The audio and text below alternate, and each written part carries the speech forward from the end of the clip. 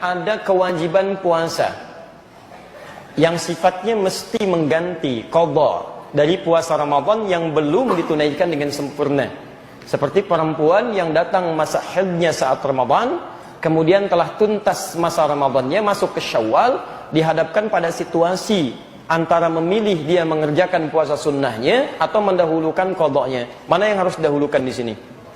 Baik, antum mau jawab silahkan, saya pulang. Coba lihat dulu. Kita bukan main tebak-tebakan di sini ya. Kita harus kembalikan ke dalil dulu. Baik. Lihat sini, di sini ulama terbagi dua pendapat. Pendapat pertama yang mutasyaddid, yang sangat ketat. Ulama menyampaikan jika terjadi dua situasi, antum punya kewajiban qadha, baik perempuan yang tengah haid pada saat Ramadannya atau pria yang punya persoalan kemudian dia mesti mengqadha karena sakit atau yang lainnya, bertemu di bulan Syawal, ingin memilih antara Syawal dengan qadhanya yang wajib, maka pendapat ulama pertama dahulukan yang wajib. Karena sifat wajib dalam tatanan hukumnya itu di atas sunnah, prioritas dan menjadi hutang dia. Jika dikerjakan berpahala, jika ditinggalkan berdosa dia di situ. Didahulukan kemudian qadhanya, baru kemudian selesai qadhanya dia masukkan atau teruskan dengan sunnahnya yang 6 hari di bulan Syawal itu. Jika dia mendapatinya, alhamdulillah. Jika tidak mendapatinya dengan keinginan dan niatnya, maka pahalanya dituliskan di situ. Paham sampai sini? Baik. Yang kedua, ini mutasahilin, yang agak longgar di sini. Yang agak longgar. Maka boleh kemudian mendahulukan puasa Syawal dulu.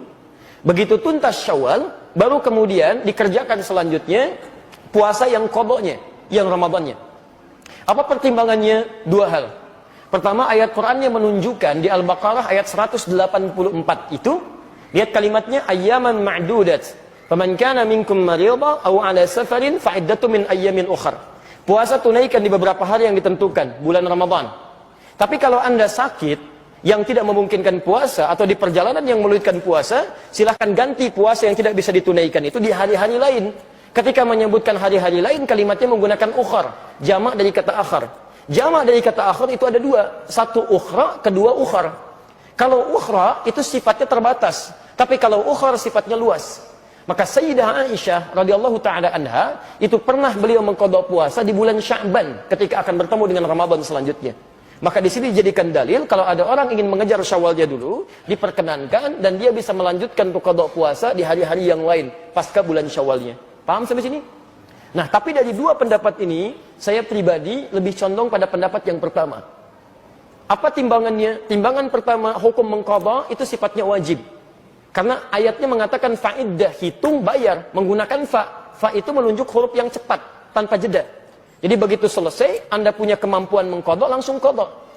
Yang kedua, ini yang jadi masalah. Ketika Anda menunda untuk mengerjakan, masalahnya apakah Anda bisa memastikan Anda hidup sampai batas penundaan itu? Ini poinnya. Kita tidak bisa memastikan. Bahkan ada orang yang ingin tobat saja ketika mau masuk ke ta'lim, baru mau berangkat Pak, di tengah jalan meninggal.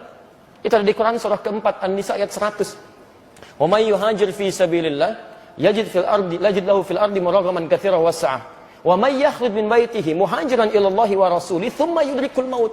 Ada orang ingin berubah dia, ingin berhijrah. Lebih baik dalam pandangan Allah dan Rasulnya, baru berangkat untuk berubah. Ya, dalam masa lalu itu maaf ada yang sampai bunuh 100 orang, pernah mabuk, pernah berzina, dia pengen berubah. Lalu dia berangkat ke majelis ilmu, ingin merubah dirinya. Ada sentuhan dalam dirinya. Tiba-tiba belum sampai ke majelis ilmu, di tengah jalan dia meninggal. Jaraknya cuma sejengkal. Lebih panjang ke tempat tujuannya. Maka Masya Allah, pahalanya dituliskan oleh Allah. Surga baginya. Faqad waqa'a ajruhu 'ala Allah. Berangkatnya dihitung sebagai tobatnya, langkahnya dihitung sebagai ikhtiarnya, maka dituliskan pahalanya. Faqad waqa'a ajruhu 'ala Allah. Anda bisa kebayang nggak? Pernah bunuh 100 orang, sering berbuat maksiat, dari mabuk macam-macam. Dia pengen taubat.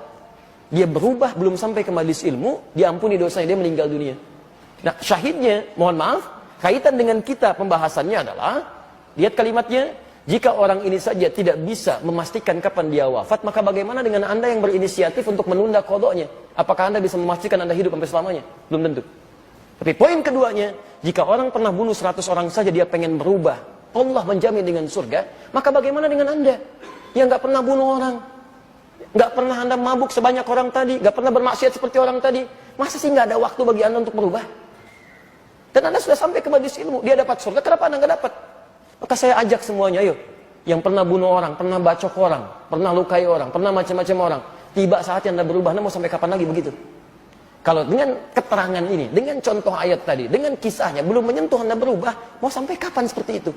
Kalau Anda ingin bertahan dalam keburukan, maaf, Anda tertinggal. Fir'aun lebih duluan dibandingkan Anda. Lebih jagoan, dan dia lebih hebat dibanding Anda. Punya bala tentara, pernah mengaku Tuhan, pasukannya dahsyat. Anda siapa?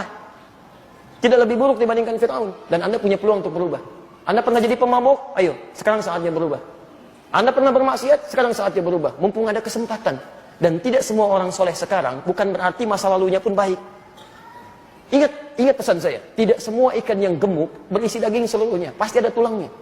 Seperti halnya ikan kurus akan selalu punya dagingnya. Saya pun jangan dianggap soleh. Menurut Allah barangkali aibnya ditutup saja. Sehingga tidak tampak dalam pandangan Anda.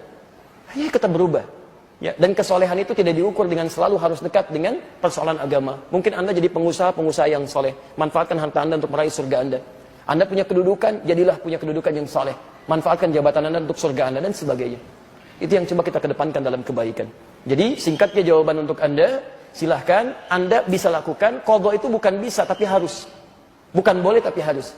Jadi begitu masuk Syawal, saran saya bayar dulu qadha Anda. Setelah selesai baru kemudian Anda kerjakan bagian dari puasa Syawalnya jika itu memang masih ada kesempatan untuk menunaikannya. Jika tidak maka niatkan sebagaimana Anda puasa. Mohonkan kepada Allah, ya Allah, saya menginginkan untuk menunaikan puasa Syawal dan saya punya kewajiban untuk qadha.